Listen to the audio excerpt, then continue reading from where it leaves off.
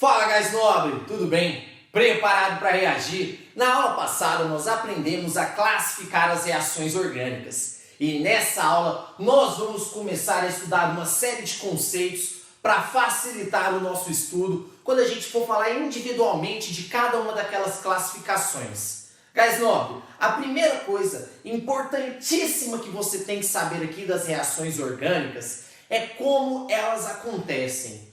Pô, gás nobre, quando a gente fala de compostos orgânicos, nós estamos falando aqui de substâncias que têm ligações covalentes, que compartilham elétrons, e isso faz toda a diferença. Presta atenção, imagina que eu vou fazer aqui uma reação, que eu tenho uma solução que tem o bário e uma solução que eu tenho o sulfato. Quando eu misturo essas duas soluções, instantaneamente você vê a água ficando turva, a formação de um precipitado é instantâneo. Você mistura, pá, formou lá o sulfato de bário, né, que é insolúvel. É na hora, é instantâneo, porque aqui as cargas já estão formadas. Quando eu tenho um composto iônico, você só separa as cargas já existem, e pá, você junta, acabou. Agora, quando eu falo de um composto orgânico, de uma reação orgânica, menino, essas reações demoram demais para acontecer se comparado a uma reação que a gente faz com íons. Porque aqui, imagina, olha só essa reação de substituição. Vamos colocar um cloro aqui nessa cadeia. Eu preciso quebrar essa ligação entre o carbono e o hidrogênio. Depois eu tenho que quebrar essa ligação entre o cloro. Aí beleza, quebrou a ligação, aí eu tenho que formar a ligação entre o cloro e o carbono. E depois eu tenho que formar essa outra ligação entre o hidrogênio e o cloro. Então olha a dificuldade.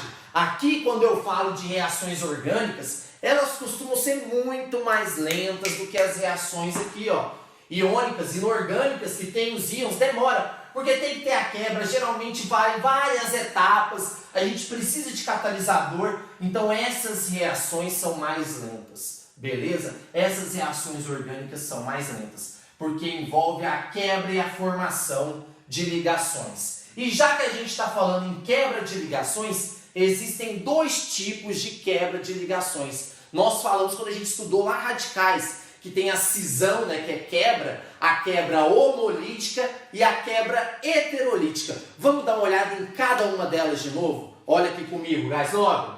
Aqui, a primeira quebra que nós vamos falar é a quebra heterolítica, a quebra desigual. Lembra, ó, se a gente tiver aqui o ácido clorídrico, o HCl, aqui é um compartilhamento de elétrons. Os elétrons estão sendo compartilhados. Porém, o cloro é mais eletronegativo que o hidrogênio. O que isso quer dizer? Quer dizer que o núcleo do cloro interfere na ligação e o positivo do núcleo atrai esses elétrons aqui. E os elétrons vão ficar mais próximos aqui do cloro.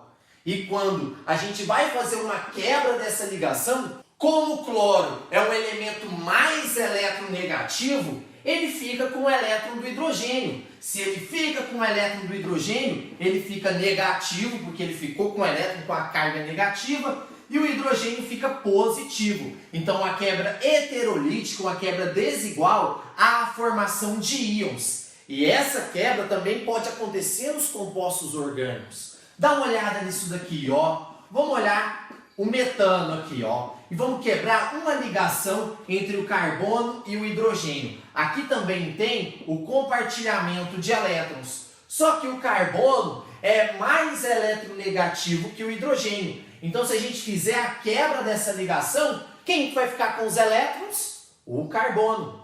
E o carbono, então, ele vai ficar negativo. Olha que loucura, gás nobre. Um carboninho negativo. Que carbono que é esse? É o carbânium, tá bom? Ânion de ânion, né? E carbo de carbono. Então é o carbânium.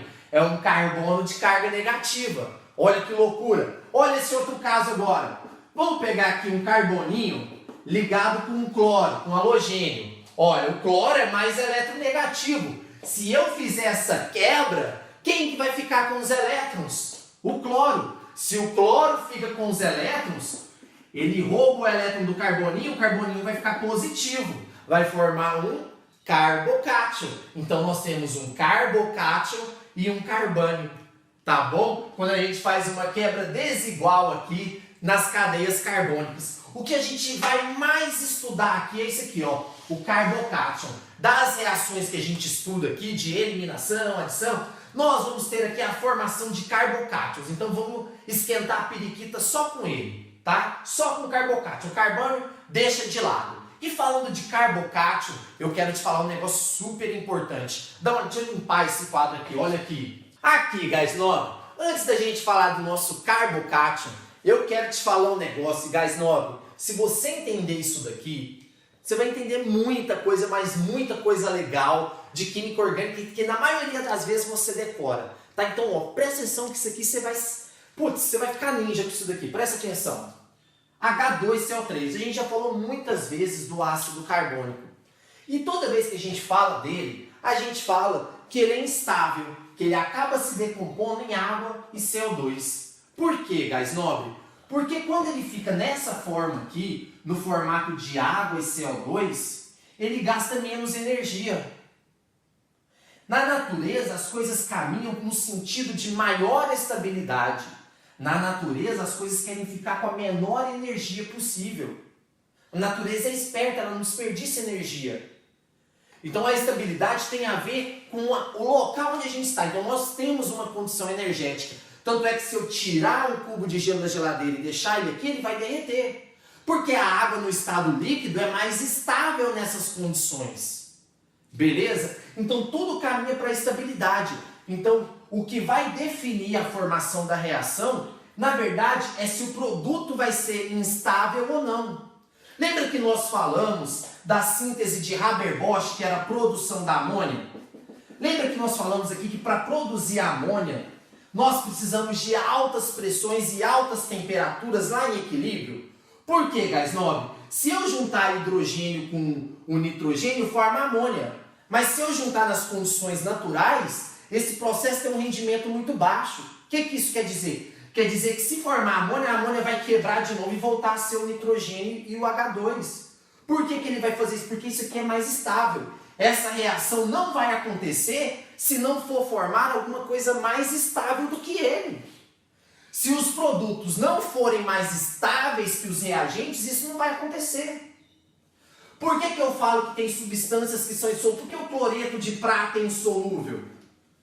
Porque ele ficar na forma de Ag+, e Cl-, solvatado pela água, é um jeito que gasta muito mais energia do que se ele ficar junto. Então, para que ele vai desperdiçar energia?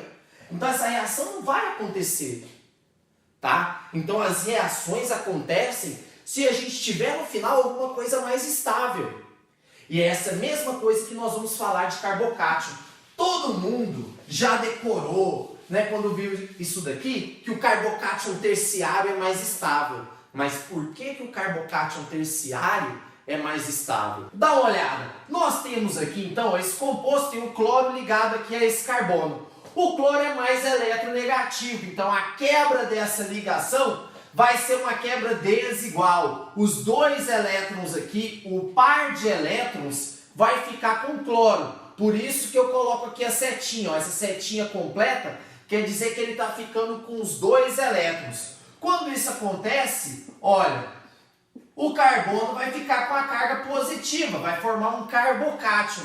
Porém, qual que é a classificação desse carbono? Ele é um carbono que não está ligado a nenhum outro carbono. Nós classificamos ele como nulário, tá? Mas nesse caso nós falamos que é um carbocátion metílico, tá bom? É um carbocátion metílico, porque só tem um carbono. Aqui esse carbocátion metílico. Agora vamos supor que essa quebra foi realizada num composto assim, ó, num composto que tem mais um CH3.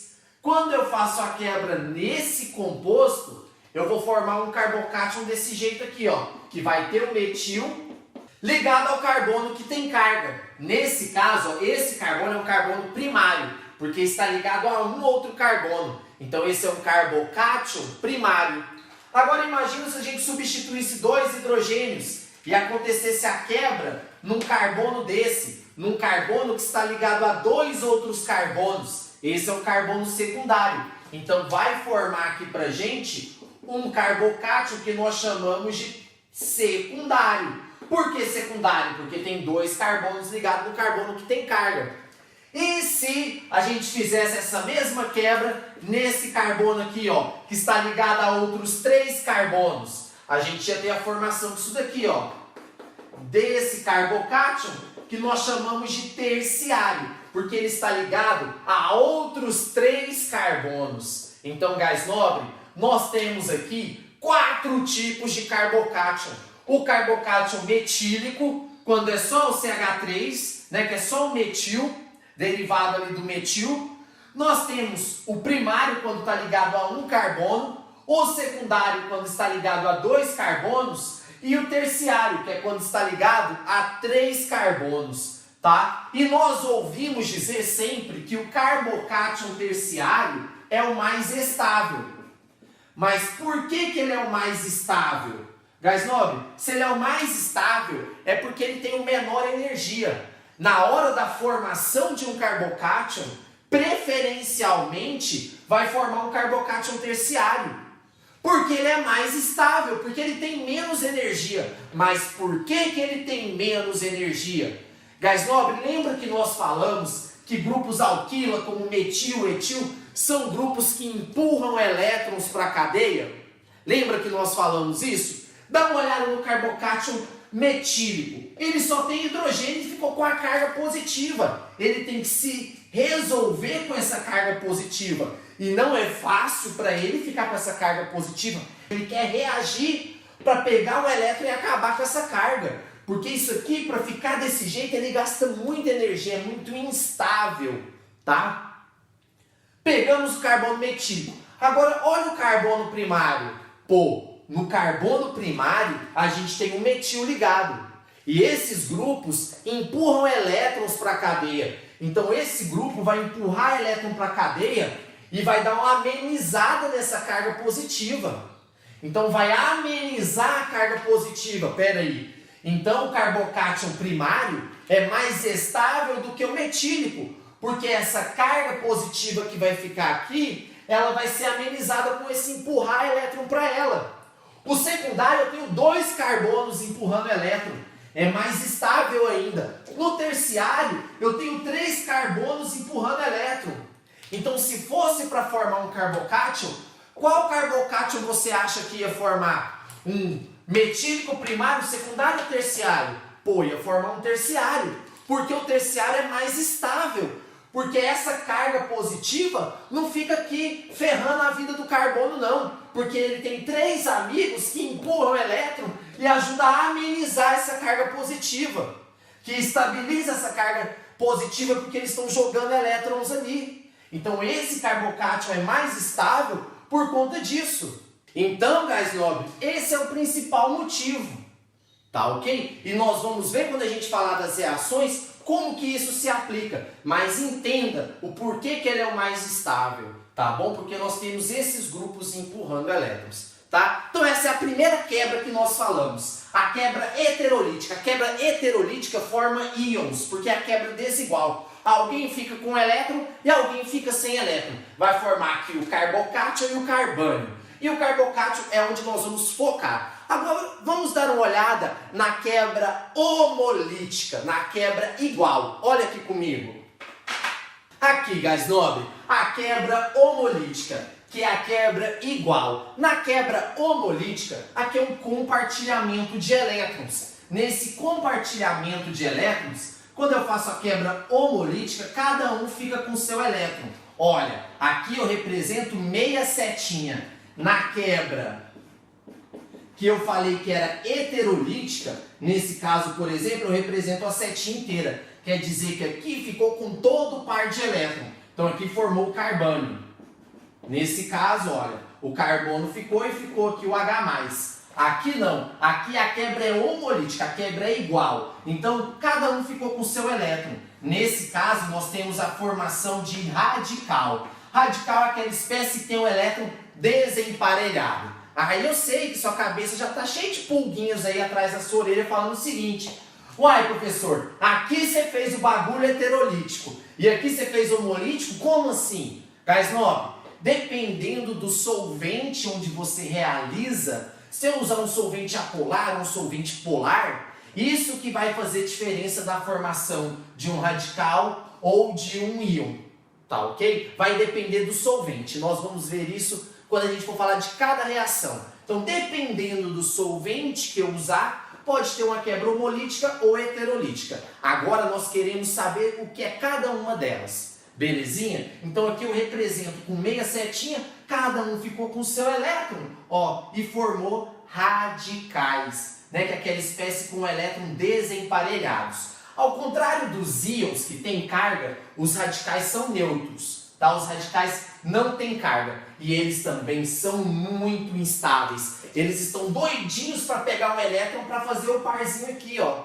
Estão doidinhos. E a estabilidade desses radicais é a mesma estabilidade dos carbocátions, tá bom? Lembra quando eu falei do carbocátion? Eu tinha o carbocátion metílico. Então, se eu tiver aqui o metil, ele é menos instável que esse radical aqui, tá? Que tem um carbono, que é primário, que é menos instável que esse outro radical aqui, que é secundário, que é menos instável ainda que esse radical que é terciário, tá? Então, o T-butil, né? O terc-butil aqui, que é esse radical que tem 3 carbonos ligados ao carbono, né? Que esse carbono é terciário, ele é o mais estável de todos. De novo, segue a mesma sequência do carbocátion. Esse é mais estável, depois o secundário, depois o primário e aqui o metil. Esse é o menos instável deles. Tranquilo? É a mesma justificativa do carbocátion. Tranquilo, guys? Então, esses são os tipos de quebra de ligações que podem acontecer nas reações orgânicas. Agora, dá uma olhada aqui comigo para a gente falar de quais espécies químicas que podem estar presentes nessas reações. Olha aqui comigo, gás nobre. Aqui, gás nobre, nós ainda nas reações, nós podemos classificar os reagentes. Nós vamos classificar esses reagentes de duas maneiras. Em eletrófilos e nucleófilos. Filhos, é gostar, eu gosto de alguma coisa. O eletrófilo gosta de elétron. O elétron tem carga o quê? Negativa. Fala pra mim, gás nobre, quem gosta de elétrons? Coisas positivas. Coisas positivas gostam de coisas negativas. Então, quem são os eletrófilos? São os cátions. Por exemplo, o H+, é um eletrófilo. O Cl+ é um eletrófilo. Isso pode existir, a gente vai ver. O Br+ é um eletrófilo, porque ele é positivo, ele gosta de coisas negativas. O NO2+, o CH3+, aqui o carbocátion, todos eles são cátions, eles gostam de coisas negativas, tá bom? E além dos cátions, nós podemos ter os ácidos de Lewis. Lembra que nós estudamos as teorias modernas de ácido e base? O que era um ácido para Lewis? Um ácido é aquele que é capaz de ganhar um par de elétrons, tá? E uma base é aquela substância capaz de doar um par de elétrons. Então, se esses aqui forem capazes de ganhar par de elétrons, eles gostam de elétrons. O alumínio gosta de elétron. Então, ó, esses cátions aqui eu tenho que saber que o alumínio, o boro, o ferro e o enxofre são elementos que conseguem ganhar par de elétrons. Então, eles vão atuar como ácidos de Lewis. Eles podem ganhar par de elétrons, então eles também são eletrófilos. Eles vão gostar de elétrons.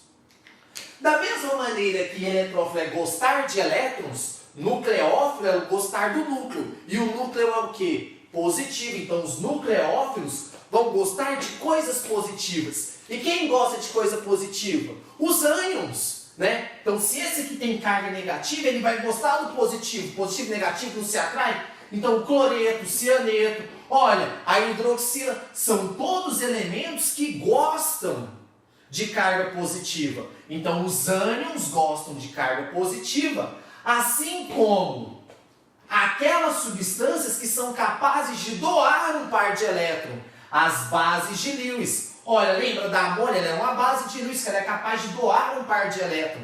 Se ela consegue dar um par de elétron, ela vai dar um par de elétron para alguma coisa que é positiva. Então eles gostam de coisas positivas. Beleza, guys? Então nós vamos dividir os reagentes em eletrófilos e nucleófilos. Os eletrófilos geralmente são os cátions e os ácidos de Lewis. E os nucleófilos são os ânions e as bases de Lewis. Tranquilo, guys? Então, ó, nessa aula a gente conseguiu falar dos tipos de quebra das ligações, nós podemos ter homolítica e heterolítica. Conseguimos classificar os reagentes em eletrófilo e nucleófilos, saber cada um deles, tá bom? E na próxima aula nós vamos falar de mais algumas características, de mais alguns conceitos que vai ajudar a gente a entender essas reações. Eu vou dividir essa aula em duas para não ficar muito grande. Então te vejo na nossa próxima aula para a gente retomar esse assunto aqui e falar da questão dos efeitos indutivos das cadeias. Por que que o CH3 empurra elétron para a cadeia? Se tem quem empurra, tem quem retira. Vamos ver na próxima aula. Um grande abraço, te espero lá. Tchau, tchau!